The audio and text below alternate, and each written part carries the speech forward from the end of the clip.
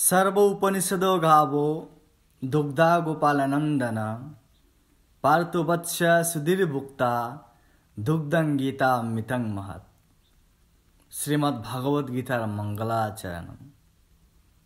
এই শ্লোকে বলা হয়েছে সমস্ত উপনিষদকে গাভী স্বরূপ জেনে ভগবান শ্রীকৃষ্ণ দহন করে তার ভক্তদের মাঝে বিতরণ করছেন অমৃত স্বরূপে।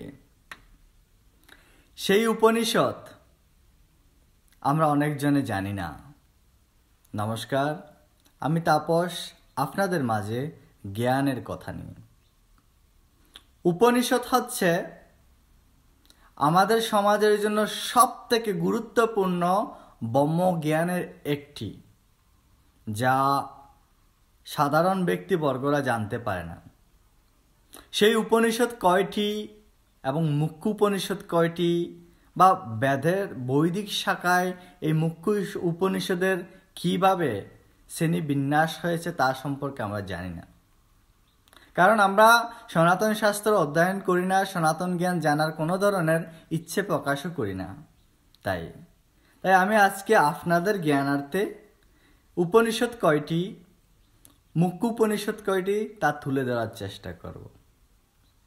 সাধারণত উপনিষদ হচ্ছে 108টি। 108টি উপনিষদের মধ্যে 11টি অথবা 13টি উপনিষদকে মুখ্য ভূমিকায় রাখা হয়েছে। সেগুলো কি কি আসুন জেনে নিই। প্রথম হচ্ছে ঐতরেয় ও কৈশিতকী উপনিষদ, যা ঋগ্বেদ থেকে নেওয়া।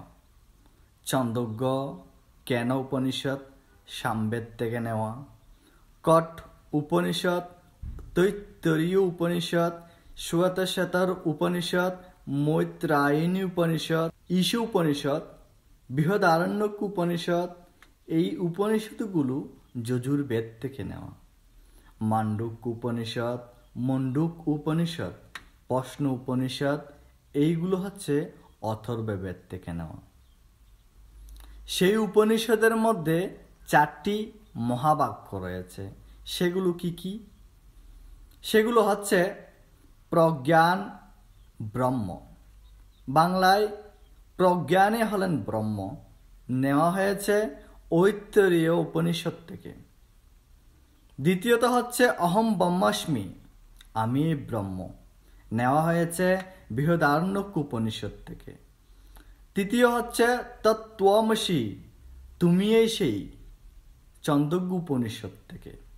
চতুর্থ হচ্ছে অয়ম আত্মা ব্রহ্ম, এই আত্মাই ব্রহ্ম, মান্ডুক্য উপনিষদ থেকে। হ্যাঁ সনাতনী সন্তানগণ, সনাতন শাস্ত্র অধ্যয়ন করুন, সনাতন জ্ঞান অর্জন করুন। নমস্কার।